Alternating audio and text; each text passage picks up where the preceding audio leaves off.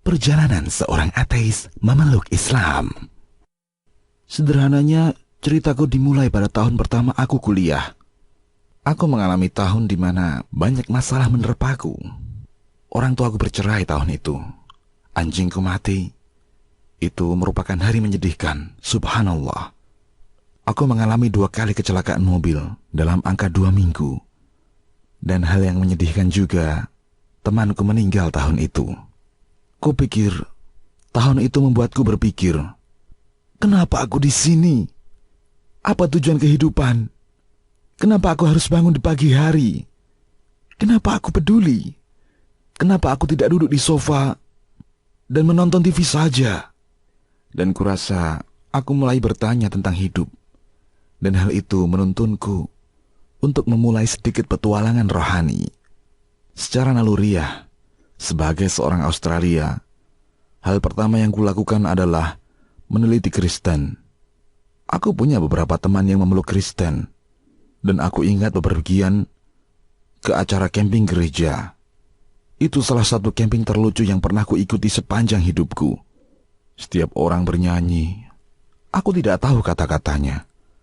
Aku tidak tahu apa yang aku ucapkan. Mereka punya suara yang indah, tapi terasa aneh. Dan setiap orang berkata kepadaku bahwa betapa Tuhan mencintaiku. Dan aku berpikir, Tuhan mencintaiku, tapi kok anjingku mati? Subhanallah.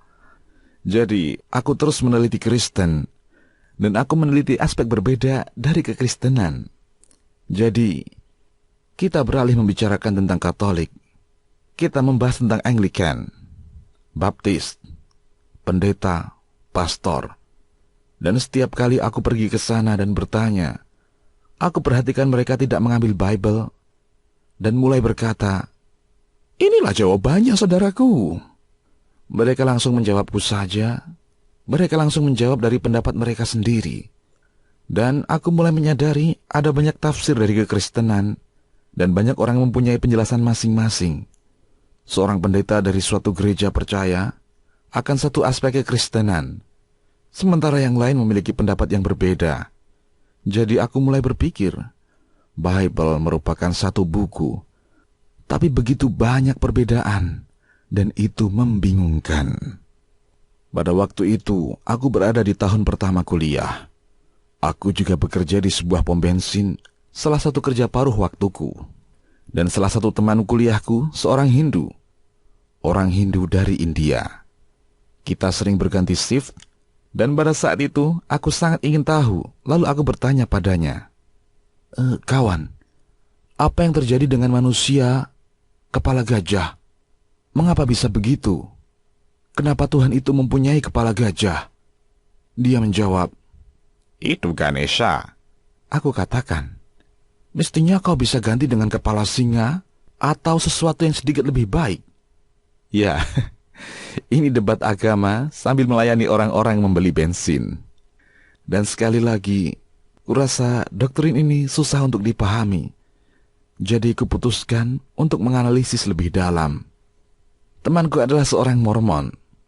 Agama ini sebenarnya lebih menarik bagiku daripada sekte-sekte Kristen yang lain.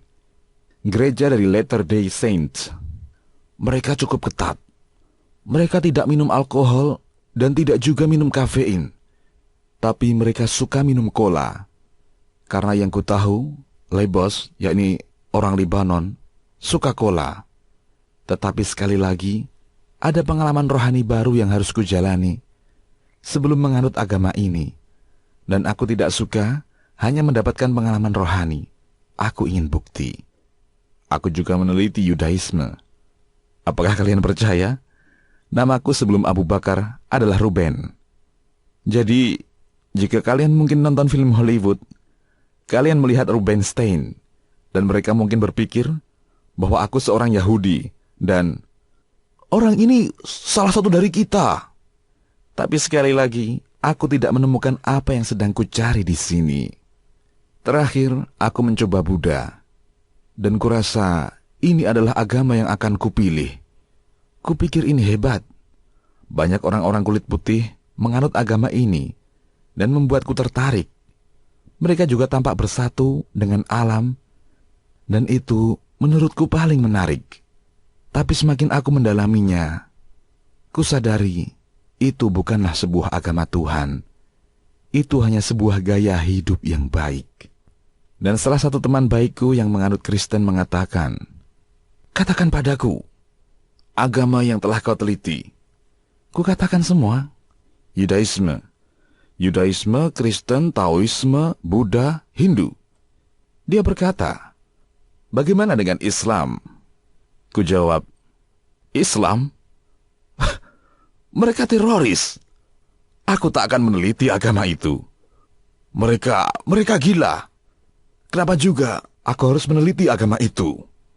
Tapi setelah beberapa waktu, aku berjalan ke sebuah masjid. Ini adalah perjalanan abadiku. Jadi aku berjalan lurus, masih pakai sepatu, terus melewati karpet untuk sholat. Ada saudari muslim yang sedang sholat. Aku berjalan di depannya. Seiring dia bersujud, aku hampir menginjak kepalanya. Subhanallah. Aku tak tahu apa yang sedang kulakukan. Kulihat ke belakang dan kulihat orang ini. Kalian mungkin mengenalnya. Dia adalah Abu Hamzah. Dia datang ke sini dan berceramah beberapa kali. Subhanallah. Aku memanggilnya Abu Da'an karena dia mempunyai jenggot yang sangat lebat. Masya Allah. Dia berjalan ke arahku dan aku berpikir, hari ini aku akan mati. Ini adalah hari terakhir aku hidup. Aku akan mati. Aku seorang pria kulit putih di Lebland, Lebanon. Apa yang harus aku lakukan? Aku akan mati. Dia terus berjalan, bagaikan berjalan di gurun Sahara. Sebuah abaya gamis yang besar, jenggot yang lebat, tapi subhanallah, kata-kata pertama yang dia ucapkan adalah, "Selamat siang, kawan. Apa kabarmu?" Subhanallah, aku sangat terkejut dengan keramahannya. Sebagai seorang Australia, kalian orang Australia jangan tersinggung. Tapi didikanku berasal dari didikan negaraku. Orang tuaku membesarkanku sebagai seorang ateis. Mereka dibesarkan sebagai Kristiani. Mereka terpaksa pergi ke gereja tiap minggu. Dan mereka sangat membenci hal itu. Jadi, ketika aku dan saudara-saudaraku lahir, mereka menanamkan di otak kami bahwa ketika engkau mati, selesai sudah, itu saja. Tidak ada akhirat, tidak ada Tuhan. Itu semua bohong. Jadi, aku dibesarkan sebagai ateis. Jadi, ketika aku berjalan, aku melihat Abu Hamzah, dan dia berbicara padaku dengan sangat sopan. Aku sangat bersyukur, karena perasaanku, aku telah melihatnya tadi di berita jam 5. Ia sedang membajak sebuah pesawat di hari sebelumnya. Orang Australia juga ramah. Jangan salah paham, tapi Lebos, orang Lebanon, adalah orang yang ramah yang pernah kutemui. Seiring Abu Hamzah berbicara, saudara-saudara muslim yang lainnya membuatkanku secangkir teh. Jujur saja, aku harus bolak-balik ke toilet setiap 5 menit. Mereka terus saja menyediakanku teh dan biskuit. Aku tak pernah dijamu seperti ini sebelumnya. Dan kupikir di sisi lain, aku terus kembali karena biskuitnya. Dan juga karena agamanya. Jadi, ketika duduk bersama dengan saudara-saudara muslim ini, aku pun bertanya. Kutanya segala pertanyaan yang pernah kuajukan kepada pendeta, pastor, dan teman-temanku. Subhanallah. Hal yang paling menyentuhku adalah, setiap aku bertanya, mereka tidak hanya menjawab. Mereka mengambil Al-Quran dan berkata, "Baca ini, bro." Dan di sana ada jawabannya, kapanpun aku bertanya. Dan aku bertanya pertanyaan lainnya. Pertanyaan yang sulit, bukan pertanyaan yang mudah. Kenapa wanita harus mengenakan jilbab? Kenapa dengan jilbab? Bagaimana bisa aku boleh punya 4 istri, tapi wanita tidak boleh punya 4 suami? Aku ingin tahu segala pertanyaan sulit yang merupakan pertanyaan yang akan kalian juga ajukan ketika kalian baru tahu tentang Islam. Setelah sekian lama mereka terus menjawab pertanyaan dengan Al-Quran, bukan dari pendapat pribadi mereka. Dan aku jadi frustasi karenanya. Dan sebenarnya aku berkata pada salah satu saudara muslim, Dalam waktu ini aku telah bolak-balik ke sana sekian minggu. Di sana selalu ada beberapa saudara muslim ketika aku pergi. Dan aku bertanya kepada salah satu di antara mereka, "Apa pendapatmu tentang masalah ini? Kenapa kau tidak memberikan pendapatmu?" Dan salah satu saudara muslim berkata kepadaku, Aku tidak boleh berpendapat dengan pendapatku, karena ini adalah firman Tuhan." Subhanallah, aku ingat hal itu sangat menyentuh hatiku. Aku bertanya, "Bolehkah aku membawa satu buah Al-Quran?" Dan aku tidak mengatakan bahwa aku akan meninggalkannya di sofa atau semisalnya. Aku akan menghormati kitab ini. Aku membawa Al-Quran pulang dan mulai membacanya. Apa yang kutemukan saat membaca Al-Quran tidak seperti aku sedang membaca sebuah cerita. Itu terasa seperti seseorang memberiku perintah atau petunjuk. Di suatu malam, aku memutuskan untuk mencoba dan membuat suasana rohaniah. Aku menyalakan lilin, membiarkan jendela dan gorden terbuka. Aku mencoba untuk benar-benar merasakan nuansa rohani. Hari itu adalah malam musim panas di Melbourne. Dan aku duduk di sana berpikir, ini dia, inilah malamnya. Aku telah menyelidiki semua bukti rohani, semua bukti ilmu pengetahuan tentang fakta bahwa gunung adalah penyangga bumi, tentang bagaimana embrio berkembang di dalam janin wanita. Semuanya adalah bukti yang menakjubkan. Tapi aku masih butuh sedikit motivasi lagi. Ini terasa seperti aku berada di pinggir sebuah tebing. Aku siap melompat. Aku hanya butuh sebuah dorongan. Jadi, aku duduk di sana dan terasa sangat sunyi. Aku membaca Al-Quran dan berhenti. Aku mengatakan, Allah, inilah saatnya. Inilah waktunya aku memasuki Islam. Apa yang aku butuhkan hanyalah sedikit tanda kebesaran-Mu. Sedikit saja. Tidak usah yang besar. Mungkin sebuah kilat. Mungkin setengah rumahku ambruk. Atau kau tahu, yang kecil. Kecil untukmu. Kaulah yang menciptakan bumi. Ayolah. Jadi, aku duduk di sana. Aku sedang menunggu kemungkinan api lilinnya melompat 4 meter di udara. Seperti di film-film. Dan aku berkata, oke, ayolah. Dan subhanallah, tidak terjadi apa-apa. Benar-benar tidak terjadi apapun. Seumurnya aku sangat kecewa. Aku masih duduk di sana dan kuulangi perkataanku. Allah, ini kesempatanmu. Aku di sini.